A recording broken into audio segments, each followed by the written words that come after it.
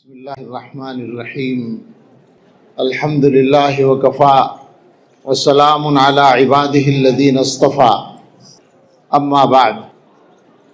حضرت مولانا حبیب اللہ صاحب نے اپنا وقت مجھے دیا اور حضرت مولانا محمد عاقل صاحب نے بہت اختصار سے کام لیا اور حضرت مولانا توقیر صاحب نے بھی ایسا ہی کیا، لیکن جو بات حضرت مولانا عاقل صاحب نے فرمائی تھی تو وہ اپنی جگہ صحیح ہے کہ عام طور پر ہمارے جلسوں میں جب وقت تنگ ہوتا ہے تو پھر اصل یہی ہے کہ نماز کا لحاظ کیا جائے، بیان کا نہیں۔ مگر چونکہ بیان کے لیے حکم ہوتا ہے اور بہت سے محبت کرنے والوں کی خواہش بھی ہوتی ہے، تو میں بھی کوشش کرتا ہوں کہ 5 منٹ کچھ عرض کروں اور خلاصہ شروع میں کہہ دوں۔ خلاصے کا بھی خلاصہ، جلسہ آپ کا ہو گیا اور بہت بڑا جلسہ، ماشاءاللہ۔ جلسے تو آپ کے بڑے ہی ہوتے ہیں، سب سے بڑا جلسہ گڑھی دولت کا ہوتا ہے، اور بھی ہم نے پھر جلسے دیکھے ہیں، کہاں تھا وہ سنہٹی میں، اور یہاں بھی ماشاءاللہ عظیم الشان مجمع ہے۔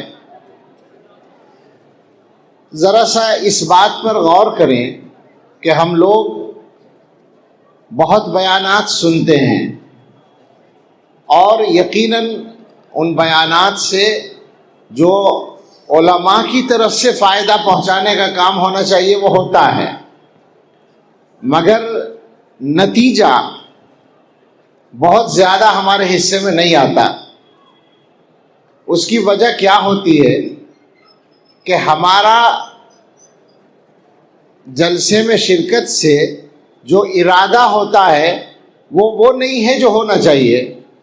ہم جلسے میں جاتے ہیں بیان سنیں گے، ہم جلسے میں جاتے ہیں ثواب ملے گا، ہم جلسے میں جاتے ہیں مدرسہ دیکھیں گے، ہم جلسے میں جاتے ہیں کہ فلاں فلاں علماء کو دیکھیں گے۔ یہ سارے ہمارے مقصد ہوتے ہیں اور ان میں سے کوئی مقصد غلط نہیں ہے، اچھے ہیں سب، مگر جو اصل مقصد ہونا چاہیے وہ یہ ہے کہ ہم اپنی زندگی کو بدلیں گے۔ اور بدلنے کی ضرورت کیوں ہے؟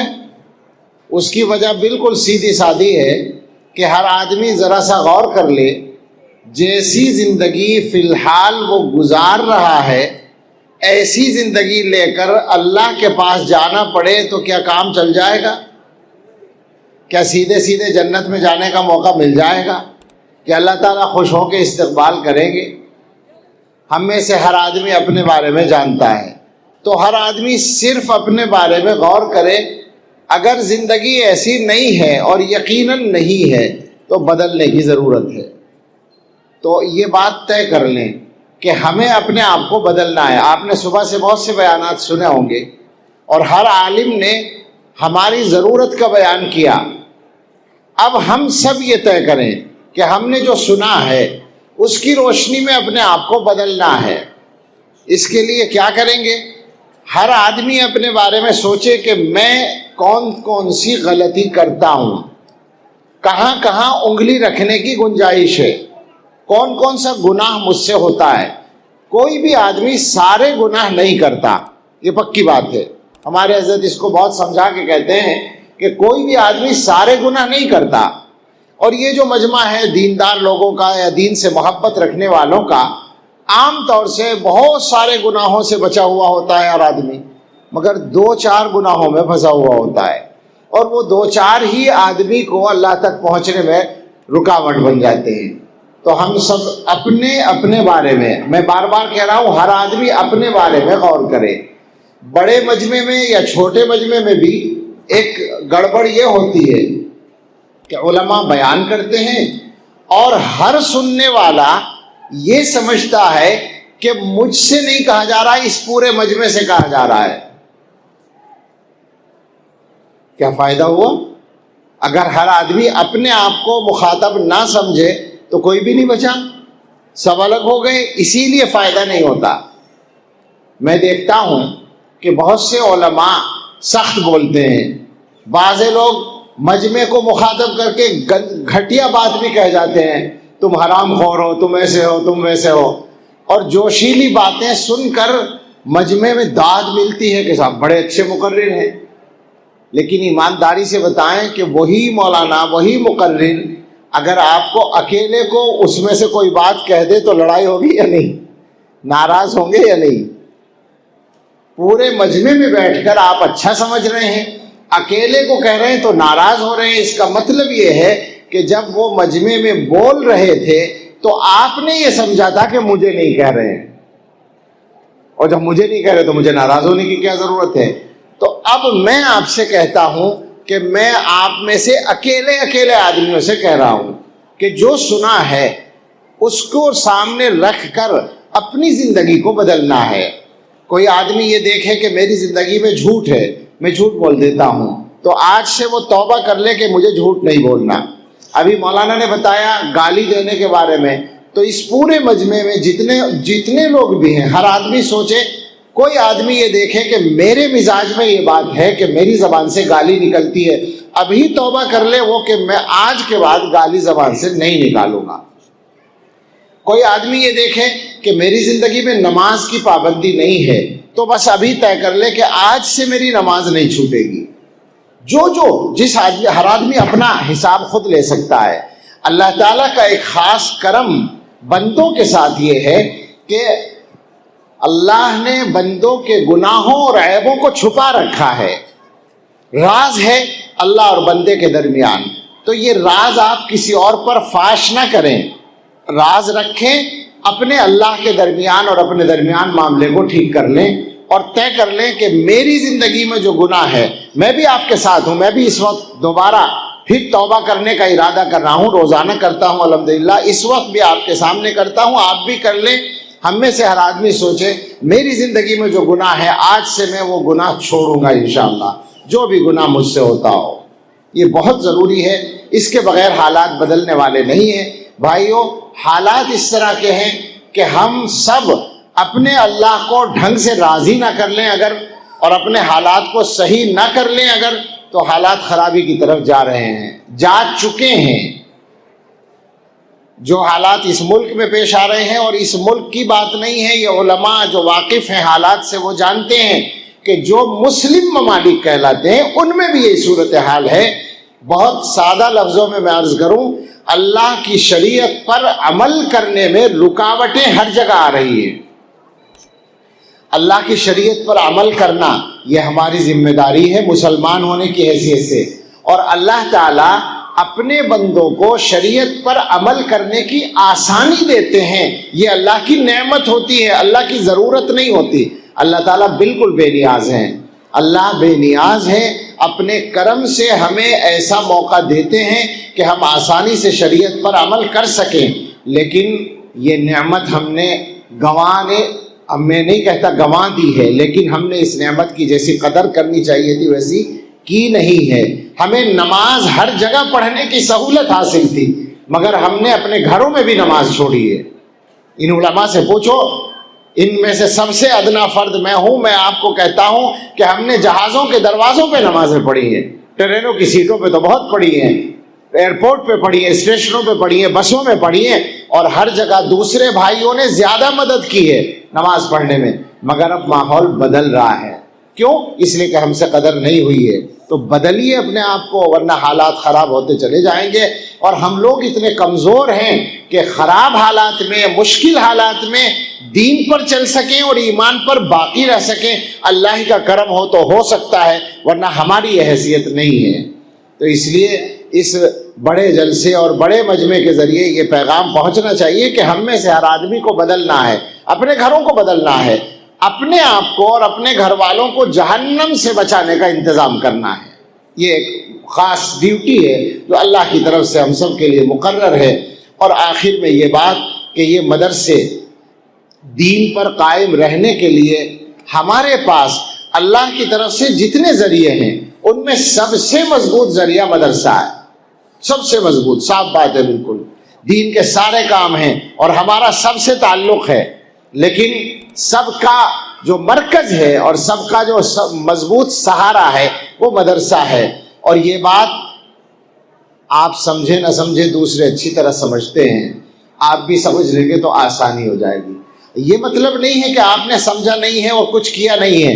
یہ جو ابھی رومال بھرا رکھا ہے اس کا گواہ ہے کہ مسلمان اللہ کی توفیق سے، خاص طور سے ہندوستان کا مسلمان اللہ کی توفیق سے اپنے دین کے کاموں میں اپنا حصہ ضرور لگا لیتا ہے. اور میں تو یہ کہا کرتا ہوں کہ ہندوستانی مسلمانوں کے باقی رہنے کی، ایمان پر باقی رہنے کی، اور ان کے کاروبار جیسے بھی ہیں وہ کاروبار چلنے کی وجہ یہی ہے کہ ان کی کمائی میں سے مدرسوں کے لیے پیسہ نکلتا ہے. یہ اللہ تعالیٰ نے ان کے اوپر کرم کیا ہے کہ مدرسوں کے کام میں، دین کی اشاعت کے کام میں ان کے پیسے کو قبول کیا ہے. تو آپ سب مدرسوں کو مضبوط کرنے کی فکر کریں. ہم مدرسوں والے، میں یہ بات صفائی سے کہتا ہوں، مدرسوں میں پڑھانے والے، مدرسوں کو چلانے والے، مدرسوں میں پڑھنے والے، مدرسوں میں چندہ دینے والے، اور مدرسوں کی کمیٹیوں میں شامل جو ہماری بستیوں کے لوگ ہیں، وہ سب اپنی اپنی ڈیوٹی ایمانداری سے پوری کرنے کی کوشش کریں تاکہ اللہ تعالیٰ اس نعمت کو ہمارے پاس باقی رکھیں. یہ مدرسہ ہمارا 40 برس پرانا مدرسہ ہے، اور میں نے پہلے بھی شاید کہا تھا، میں اس کی بنیاد کے وقت موجود تھا، گنگوں میں پڑھتا تھا. 1402 اور 1 کی بات ہے، شاید 2 کی بات ہے، شاید 2 کی بات ہے. اور ایک عظیم شخصیت جن سے ہمیں اللہ نے سالوں مستفید ہونے کا موقع دیا، اور جو جلسوں میں کہیں نہیں جاتے تھے، حضرت مولانا حکیم عبدالرشید محمود حکیم ننو میاں صاحب رحمۃ اللہ علیہ نے اس مدرسے کے جلسے میں تقریر فرمائی تھی. میں اس تقریر میں شریک تھا. یہ مبارک مدرسہ ہے اور مسلسل 40-42 سال سے خدمت انجام دے رہا ہے. آپ اس مدرسے کو بھی مضبوط کرنے کے لیے جو کر سکتے ہوں وہ کریں. اللہ تعالیٰ اپنا فضل فرمائے، اور ہمارے ان عزیزوں کو، ان بھائیوں کو جو اس مدرسے کو چلا رہے ہیں اور محنت کر رہے ہیں، اللہ تعالیٰ ان کو بھی قوت عطا فرمائے، آسانیاں دے. آمین. وآخر دعوانا الحمد للہ رب العالمین. الحمد للہ رب العالمین، والصلاة والسلام علی سیدنا محمد وآلہ واصحابہ اجمعین. ربنا آتنا فی الدنیا حسنۃ وفی الآخرۃ حسنۃ وقنا عذاب النار. ربنا لا تزغ قلوبنا بعد اذ هدیتنا وهب لنا من لدنک رحمۃ انک انت الوہاب. ربنا هب لنا من ازواجنا وذرياتنا قرة اعین واجعلنا للمتقین اماما. اللهم اصلح لنا ديننا الذي هو عصمة امرنا، واصلح لنا دنيانا التي فيها معاشنا، واصلح لنا آخرتنا التي فيها معادنا، واجعل الحياة زيادة لنا في كل خير، واجعل الموت راحة لنا من كل شر.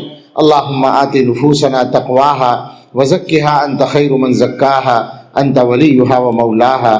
اے اللہ ہم سب کے گناہ معاف فرما دیجئے. اے اللہ یہ اتنا بڑا مجمع ہے، کچھ تو یقیناً آپ کے مقبول بندے اس میں شامل ہوں گے، ان کے ساتھ ہم گناہ گاروں نے بھی ہاتھ اٹھائے ہیں. اے اللہ ان کی برکت سے اور اپنی رحمت سے ہم سب کو معاف کر دیجئے اور سچی توبہ نصیب فرما دیجئے. اے اللہ ہماری ضرورتیں تو بہت ساری ہیں، مگر سب سے پہلے اول و آخر ہم آپ سے ایک بھیک ضرور مانگتے ہیں، اپنے لیے، اپنے بیوی بچوں کے لیے، اپنے رشتہ داروں کے لیے اور سارے اہل ایمان کے لیے. اے اللہ ہم سب کے ایمان کو بچائے رکھیے. اے اللہ کامل دین پر استقامت دے دیجئے، ایمان پر جینا اور ایمان پر مرنا نصیب فرما دیجئے.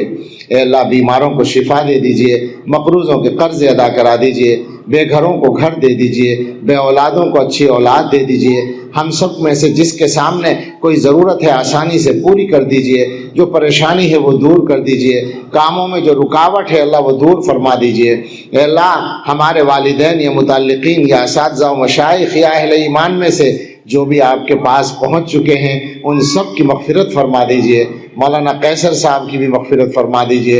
اور اے اللہ جو ہمارے بڑے اساتذہ مشائخ یا والدین حیات ہیں، اے اللہ عافیت کے ساتھ، صحت کے ساتھ ان کا سایہ قائم رکھیے. اے اللہ اور ان سے استفادہ آسان فرما دیجئے. اے اللہ ہم سب کے دلوں کی اچھی تمنائیں پوری فرما دیجئے.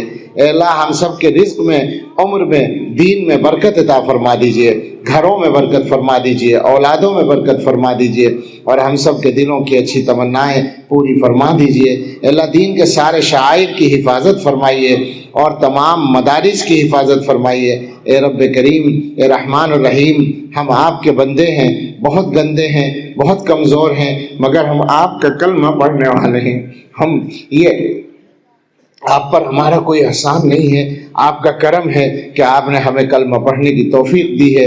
رب، ہم آپ سے آپ کی رحمت کا واسطہ دے کر یہی سوال کرتے ہیں کہ اللہ، جس رحمت سے آپ نے ہمیں ایمان عطا کیا ہے، اسی رحمت کا معاملہ فرماتے ہوئے ہمارے اور ساری نسلوں کے اور سارے متعلقین اور سارے اہل ایمان کے ایمان کی، جان کی، مال کی، عزت و آبرو کی، گھر بار کی، آل اولاد و کاروبار کی حفاظت فرمائیے اور ہم سب کا خاتمہ بخیر فرمائیے، اور ہم سب کے لیے اور پوری امت کے لیے آنے والے وقت کو گزرے وقت سے بہتر بنا دیجئے اور سب سے بہتر آخری وقت کو بنا دیجئے۔ ربنا تقبل منا انک انت السمیع العلیم وتب علینا انک انت التواب الرحیم، وصلی اللہ تعالی علی خیر خلقہ سیدنا محمد وآلہ واصحابہ اجمعین برحمتک یا ارحم الراحمین۔